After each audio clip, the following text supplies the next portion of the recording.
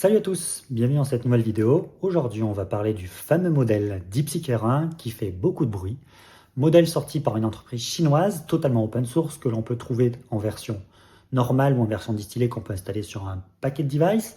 J'ai réussi à installer la version 7B en local sur mon Mac. Dans cette vidéo, je vais essayer de comparer DeepSeek R1 à OpenAI O1. Je vais vous expliquer les différences entre les deux modèles, comment les utiliser, parce qu'il y a plusieurs manières d'utiliser les deux modèles. Et on va les mettre dans 3 cas concrets l'un et l'autre, qui sont la création d'un jeu d'échecs en version numérique, la création d'un générateur d'images en utilisant une clé d'API qui n'est autre que la clé d'API d'OpenAI pour pouvoir générer des images avec DALL-E. Les deux vont devoir nous générer un petit site web où on va devoir rentrer la clé d'API et générer l'image. Si vous êtes curieux, le code de toutes ces applications est disponible en description. Tout de suite, allons sur mon écran pour voir de quoi il est capable. Différence entre DeepSeek R1 et OpenAI O1 que vous voyez à l'écran. Tout d'abord, DeepSeek R1 est open source. On peut télécharger sur Hugging Face. Je vous mettrai tous les liens en description, ne vous inquiétez pas. Ensuite, le modèle OpenAI O1, lui, pareil, par contre, est close source. Ensuite, nous avons comment l'utiliser. Donc, vu que DeepSeek R1 est open source, il y a plusieurs manières de le faire. Il faut savoir que la version pas distillée fait 675 milliards de paramètres. Donc, pour la faire tourner, c'est assez compliqué, même si des personnes ont réussi. Je veux dire sur des postes en local. Sinon, en fait, on peut avoir des versions distillées de 32 milliards, de 14 milliards, de 7 milliards de paramètres qui marchent plutôt bien. Vraiment, qui marchent vraiment plutôt bien. Il y a plusieurs manières de les récupérer. Tout d'abord, Oyama. Donc, Oyama, en fait, c'est un petit utilitaire qu'on installe sur macOS ou Windows. J'ai fait une vidéo qui explique comment l'utiliser. Vous le trouverez dans le petit en haut de l'écran. On peut aussi l'utiliser par leur site web DeepSeek. C'est comme ça que je vais faire mes exemples juste après. On peut utiliser dans le chat de Grok. On peut aussi utiliser dans le chat labs.perplexity.ai. Les Grok et Perplexity, c'est des versions distillées, mais on peut les utiliser. Et bien sûr, on peut l'utiliser par l'API. Tous les liens seront disponibles dans un document en description. J'ai oublié de le préciser, DeepSeek a aussi une application mobile qui est numéro 1 sur l'App Store en ce moment même. OpenAI, lui, on peut l'utiliser par l'API. L'API, tout simplement, de OpenAI qu'on a l'habitude d'utiliser en appelant le modèle O1. Il est beaucoup plus cher que le modèle R1 par contre. Et ensuite, on peut l'utiliser dans la version payante de ChatGPT. C'est ce que je vais utiliser pour cette vidéo. Et ensuite, comme O1 est sorti il y a quelques temps, il y a moins de hype sur Twitter. Mais sur Twitter, j'ai réussi à trouver un petit tweet de cette personne qui récap pas mal de choses. De ce qu'il est capable de faire DeepSeek. Donc, il est utilisable dans Perplexity. Comme vous voyez, il fait un screenshot. Si on utilise le modèle R1 en reasoning, on peut l'utiliser. On peut l'utiliser en local avec une version distillée avec Quenby. La personne nous montre comment elle fait, qu'elle tourne sur son téléphone, sur son iPhone. Il existe une manière de créer un opérateur, ChatGPT opérateur. Je ferai pas de vidéo dessus, mais vous voyez de quoi je parle, en utilisant Browser Use and DeepSeek R1. Bien évidemment, tous les liens seront compris dans le document qui se trouvera en description. On peut aussi, bien sûr, il liste qu'il est numéro 1 sur l'App Store. On peut aussi, une personne a réussi à réduire sa taille de 80% en le rendant toujours fonctionnel. Et on a un truc, comme j'ai dit tout à l'heure, on peut l'utiliser dans Grok, le chat de Grok, pour aller super vite.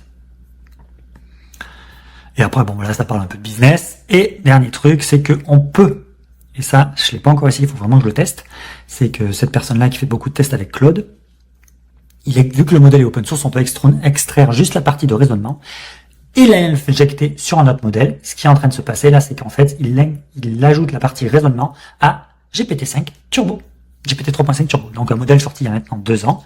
Mais en lui donnant une partie de raisonnement, ça le rend beaucoup plus intelligent. Et comme je vous disais plus tôt, la dernière partie, c'est cette personne avec tous ses Mac Studio a réussi à faire tourner en local le modèle entier de DeepSeek R1. Comme quoi, pour une entreprise, c'est une vraie révolution. Et bien sûr, créer un petit rag avec DeepSeek. Maintenant, sans plus tarder, on va partir sur mon écran pour comparer DeepSeek R1 et OpenAI O1. Une petite minute, j'espère que cette vidéo te plaît. Si c'est le cas, like, partage, abonnement. Si tu souhaites avoir accès au code de O1 et DeepSeek, premier lien en description. Tout de suite, retour à la vidéo. Donc nous voici sur l'interface de DeepSeek. Il faut savoir que le serveur, ils sont un peu surchargés, donc des fois ça marche pas hyper bien, on a beaucoup de ralentissement. Mais par chance, j'ai réussi à faire tout ce que je voulais faire avant que ça plante. Donc, leur interface ressemble beaucoup à celle de ChatGPT. On peut télécharger l'application, on peut accéder à ses paramètres, tout simplement.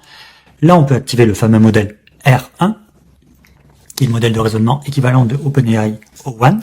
Et on peut faire une recherche sur le web, ajouter des fichiers, truc assez basique sur ce genre d'application, on a l'habitude maintenant. On va tout de suite aller dans le vif du sujet, on va aller sur l'application de génération d'un chess game, d'un jeu d'échecs, pardon. Donc on remonte tout en haut, j'ai discuté avec lui, donc je lui demande de créer un jeu d'échecs dans un fichier HTML unique, et ensuite de le faire un truc graphique plutôt propre pour les utilisateurs. Donc il a réfléchi pendant 120 secondes, et ensuite il m'a généré le code. Il faut savoir qu'il n'est pas très rapide, du moins sur leur version web, sur l'interface UI. Quand on l'a en local, ça dépend du modèle qu'on a, mais ça peut être plus rapide. Et il existe Grok, G-R-O-Q, je mettrai le lien juste au-dessus de la vidéo, qui permet de le faire tourner en version distillée assez rapidement. Et il existe aussi TFreeChat, ça je ferai une prochaine vidéo qui en parle, qui est une interface web qui permet de faire tourner beaucoup plus vite des modèles en local. Mais ça, on verra une prochaine fois. Donc je lui ai demandé de générer un seul fichier HTML, CSS, JS pour pouvoir le run en local, ce qui fait que ça le lance. Je vais essayer de faire une petite partie assez rapide. Il me semble qu'il y a une technique pour en 2 coups gagner avec les noirs qui consiste à faire ça. Ça. Ensuite celui-là. Et ensuite on bouge la reine jusqu'ici. Et on fait échec et mat. Les noirs ont gagné. Vous voyez, la règle est bonne. Ensuite, est-ce qu'on peut s'attraper des pions? Il me semble que oui. Hop. Et hop. Voilà, on mange des pions, et vous voyez que ça écrit white turn, black turn. Donc j'ai fait un truc très simple, mais il a réussi à me le faire. Maintenant, est-ce que OpenAI O1 est capable de le faire? Donc me voilà dans l'interface de OpenAI O1, pardon. Donc je lui ai demandé la même chose, sauf que je lui ai dit tu me le génères dans Canvas qui va me permettre de pouvoir générer du code React, ou HTML, CSS, JS, ou du code Python. Comme vous voyez, il m'a généré un code HTML unique, comme pour O1. Donc je lui ai dit que ça marchait. Faut savoir que j'ai généré le prompt, mais en fait, il a oublié de faire l'échec et mat. Lui, contrairement à DeepSeek qui du premier coup m'a fait un échec et mat, lui, il l'a pas fait. Donc, je lui ai demandé de modifier, et ensuite, je voudrais un bouton pour reset le game, qui existe en DeepSeek, mais qui n'existait pas sur O1. Donc, on lance le game, vous voyez. L'interface est un peu différente, peut-être un peu plus propre niveau UI, mais bon. Ça, c'est chacun son avis. Donc, si je me rebase à ma technique, c'est ça. Ensuite, je joue celui-là, et là, normalement, ça fait échec et mat. Voilà. Les blancs ont été en échec et mat, fin de la partie. Et si je reset le game, ça remarche. Et, pardon, c'est les blancs qui jouent en premier, hop, hop. Ensuite, on va là. Est-ce que les noirs peuvent manger les blancs? Oh oui, ça marche. Et si je reset le game, ça recommence. Donc, un petit sujet facile, mais comme quoi, pour créer des petits sites web assez simples, les deux fonctionnent bien. Maintenant, allons sur une autre étape qui consiste à créer un générateur d'images. Donc, on va commencer avec OpenAI. Comme vous voyez, je lui demande, peux-tu me créer un simple site web qui permet de faire un appel à DALL-E 3 en rentrant ma clé d'API OpenAI. Je dois pouvoir choisir la qualité de résolution par image. Donc il m'a généré un petit code React dans Canvas, assez simple. C'est pas très compliqué à faire pour faire un appel front. Ensuite, on va lancer le code et on va voir ce qui se passe. Donc là, il récupère le code. Il m'a fait un UI plutôt propre. Comme vous voyez, il faut que je rentre ma clé d'API, que j'écrive mon image et que je choisisse la référence. Si je l'appuie sur générer, comme je n'ai pas rentré ma clé d'API, ça va péter. Je vais tout de suite aller chercher une clé d'API et après, je vais vous montrer comment ça marche. Bon, je viens de rentrer ma clé d'API, je vais lui rentrer un petit prompt assez simple qui est une femme asiatique à la plage durant un coucher de soleil. Tout simplement, une image en 1024 par 1024. Ensuite, je fais générer l'image. Oui, je l'autorise à avoir accès au réseau. Il est en train de me générer l'image et l'image va apparaître juste en dessous une fois qu'elle sera générée. Et donc voilà, il m'a généré l'image. Bon, comme on sait, DALL-E n'est pas le meilleur modèle pour générer des images, mais en tout cas, en un seul prompt, O1 a été capable de me le faire. Maintenant, est-ce que DeepSeek R1 a été capable de me le faire? Donc, nous voici sur la version de DeepSeek R1. Je lui ai demandé la même chose, de me générer l'image avec la clé d'API d'OpenAI pour pouvoir générer des images. Donc, il me dit OK, je vais te le faire en un seul fichier HTML et JS. 21 secondes pour générer, pour réfléchir à ce qu'il doit faire. Il réfléchit toujours en anglais et il fait plusieurs choses pour essayer de comprendre mon prompt. Donc là, il m'a généré tout le code CSS, le code HTML, le code JS, où on voit qu'il appelle bien api.openai.image/generation, le post, le string, et ainsi de suite. Donc tout simplement, plus le token pour se connecter. Et ensuite, quand l'image a été faite, il me la régénère, il me la rajoute dans le HTML. Donc, je copie ma clé d'API, je lui pose la même question.